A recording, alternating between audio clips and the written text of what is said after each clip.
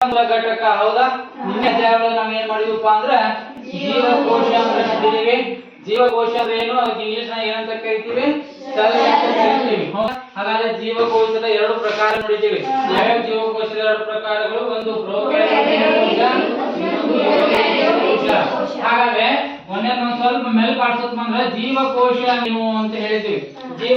ಕಲಿಸೋ ಅಜ್ಞಾನ ಅಳಿಸೋ ಅವನೂನು ಅನ್ನದಾತಾನೆ. ತಪ್ಪು ಸರಿಯ ತಿದ್ದಿ ತಿಳಿ ಹೇಳಿ ಸಮಬುದ್ಧಿ ನಮ್ಮ ಚಿತ್ತ ಶುದ್ಧಿಯಾಗೋ ಹಾದಿ. ಎಷ್ಟೇ ದೂರ ಹೋದ್ರೂ ಮರಿಬೇಡ ನಿನ್ನ ಬೇರು, ನಿನ್ನ ಸಾಧನೆಗೆಲ್ಲ ಇದುವೇ ಆದಿ. ಪಾಠಶಾಲಾ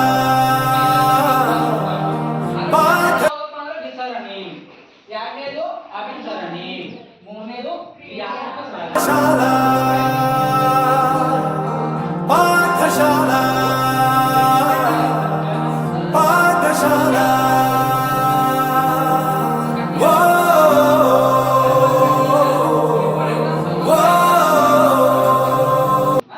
ಇಲ್ಲಿ ವಿಸರಣೆ ಅಂದ್ರೆ ಏನಪ್ಪಾ ಅಂದ್ರೆ ಹೆಚ್ಚು ಸಾಂದ್ರತೆಯಿಂದ ಕಡಿಮೆ ಸಾಂದ್ರತೆಗೆ ಅಣುಗಳ ಚಲನೆ.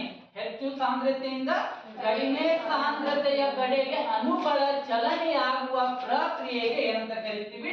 ವಿಸರಣೆ ಅಂತ ಕರಿತೀವಿ. ಏನು? ಹೆಚ್ಚು ಸಾಂದ್ರತೆಯಿಂದ ಕಡಿಮೆ ಸಾಂದ್ರತೆಯ ಕಡೆಗೆ ಅಣುಗಳ ಚಲನೆ ಆಗುವಂತಹ ಪ್ರಕ್ರಿಯೆಗೆ ವಿಸರಣೆ ಅಂತ ಕರಿತೀವಿ. ಅಭಿಸರಣೆ ಅಂದ್ರೆ ಏನಪ್ಪಾ ಅಂದ್ರೆ ಸೇಮ್ ಟು ಸೇಮ್ ಒಂದೇ ಪದವನ್ನ ಆಡ್ ಮಾಡೋದು. ಯಾವ್ದಪ್ಪ ಅಂದ್ರೆ ನೀರು, ವಾಟರ್ ಅನ್ನ ಆಡ್ ಮಾಡೋದು. ಹೆಚ್ಚು ಸಾಂದ್ರತೆಯಿಂದ ಕಡಿಮೆ ಸಾಂದ್ರತೆಯ ಕಡೆಗೆ ಇಲ್ಲಿ ಅಣುಗಳ ಚಲನೆ ಆಯ್ತು. ಇಲ್ಲಿ ನೀರಿನ ಅಣುಗಳ ಚಲನೆ, ನೀರಿನ ಅಣುಗಳ ಚಲನೆ ಆಗುವ ಪ್ರಕ್ರಿಯೆಗೆ ಅಭಿಸರಣೆ. ಇದಕ್ಕೊಂದ್ ಕಡೆ ಕಡಿಮೆ ಸ್ಟಾರ್ಟಿಂಗ್ ಕಡಿಮೆ, ಇಲ್ಲಿ ಸ್ಟಾರ್ಟಿಂಗ್ ಹೆಚ್ಚು. ಓಕೆ, ಇಲ್ಲಿ ಕ್ರಿಯಾತ್ಮಕ ಸಾಗಾಣಿಕೆ ಅಂದ್ರೆ ಕಡಿಮೆ ಸಾಂದ್ರತೆಯಿಂದ ಹೆಚ್ಚಿನ ಸಾಂದ್ರತೆಯ ಕಡೆಗೆ ಅಣುಗಳ ಚಲನೆಯಾಗುವಂತಹ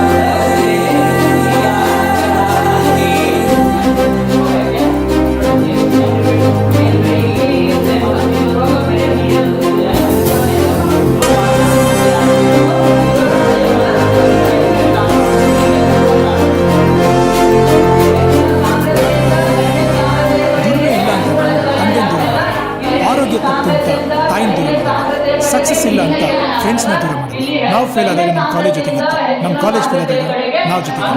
I am professor Yuvraj, graduated from RK university. ಪ್ರತಿಯೊಂದು ಮಾತು ಕಲಿತ ಜಾಗ, ಪ್ರತಿ ಹೆಜ್ಜೆ ಗುರುತು ಅರಿತ ಜಾಗ, ಕನಸುಗಳ ಜೊತೆಗೆ ನಡೆದ ಜಾಗ. ದೊಡ್ಡ ಕೆರೆನೂ ಇಲ್ಲ, ಒಂದು ದೊಡ್ಡ ನದಿನೂ ಇಲ್ಲ. ನೋಡಿ ಡೈರೆಕ್ಟ್ ಆಗಿ ಬೆಳಗಾವ್ ಹೋಗೋಣ. ಯಾವ್ದ್ರಿ?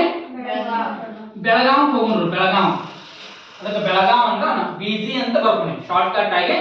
ಬೆಳಗಾವ, ಈ ಬೆಳಗಾವ್ ಏನಪ್ಪಾ ಅಂದ್ರೆ ಇದು ಬೆಳಗಾವ್ ಮೀನ್. ಯಾವ್ದೇ ಇದು ಬೆಳಗಾವ್ ಮೀನ್. ಇಲ್ಲ ತೆಗಿತ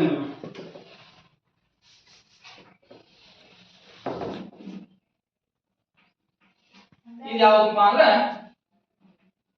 ಇದು ಗೋವಾ ಮೀನು. ಇದು ಬೆಳಗಾವ್ ಮೀನು, ಇದು ಗೋವಾ ಮೀನು. ಗೋವಾ ನೀರೊಳಗಿರುವಂತ ನದಿ ಒಳಗಿರುವಂತ ಮೀನು.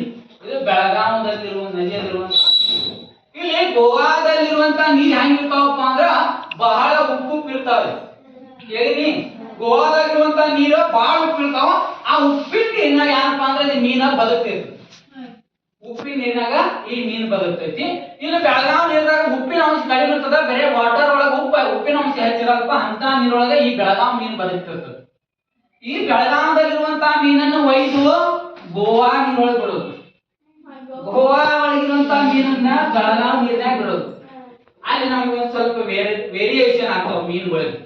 ಯಾಕಪ್ಪ ವೇರಿಯೇಷನ್ ಯಾಕೆ ಆಗ್ತದಪ್ಪ ಅಂದ್ರ ಬೆಳಗಾವ್ ನೀರೊಳಗ ಉಪ್ಪಿನ ಅಂಶ ಕಡಿಮೆ, ನೀರಿನ ಅಂಶ ಬೆರೆಯೋದು ಹೇಗೆ ಕಂಡಿದ್ದಿಲ್ಲಿ, ಜೊತೆಯಾಗಿ ಹಂಚಿ ತಿಂದಿದ್ದಿಲ್ಲಿ, ಹಿರಿಯರಿಗೆ ತಲೆಬಾಗಿ ನಿಂತಿದ್ದಿಲ್ಲಿ, ಬದುಕುವ ರೀತಿ ಕಲಿತಿದ್ದಿಲ್ಲಿ.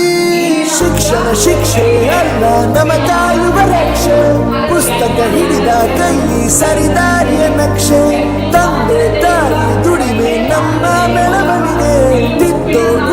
ತಾಳ್ಮೆ ನಮ್ಮ ಬರವಣಿಗೆ.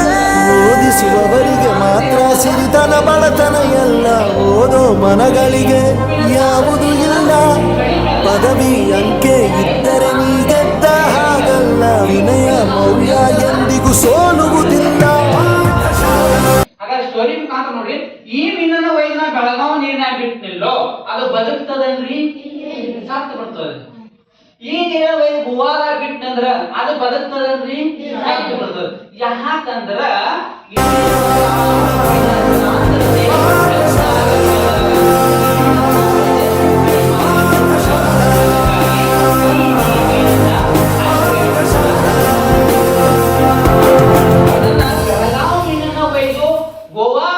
ಗೋವಾ ನೀರಿನಲ್ಲಿ ಬಿಟ್ಟಲ್ಲೋ ಅಲ್ಲಿರುವಂತಹ ನೀರಿನ ಅಂಶ ಕಡಿಮೆ ಇರ್ತದ, ಉಪ್ಪಿನ ಅಂಶ ಹೆಚ್ಚಿರ್ತದ. ಆ ಬೆಳಗಾವಿ ಮೀನಲ್ಲಿ ಹೋಯ್ತಿರೋ ಸತ್ತು ಬಿಡ್ತದ. ಪರಿಸ್ಥಿತಿ ಹಂಗಾಗ್ತದ. ಬೆಳಗಾವಿ ಮೀನು ಗೋವಾ ಮೀನಾಗ ಬಿಟ್ಟರೆ ಯಾಕಪ್ಪ ಅಂದ್ರೆ ಉಪ್ಪಿನ ಅಂಶ ಹೆಚ್ಚಿರ್ತದ, ಉಪ್ಪಿನ ನೀರು ಕುಡಿದ್ರೆ ಸತ್ತು ಬಿಡ್ತದ. ಉಪ್ಪಿನ ನೀರು ಉಪ್ಪಿನ ದೇಶಕ್ಕೆ ಯೋಧ, ನಾಡಿಗೆ ರೈತ, ಬಾಳಿಗೆ ಗುರು ಒಬ್ಬ ತಾನೆ. ಅಕ್ಷರ ಕಲಿಸೋ, ಅಜ್ಞಾನ ಅಳಿಸೋ.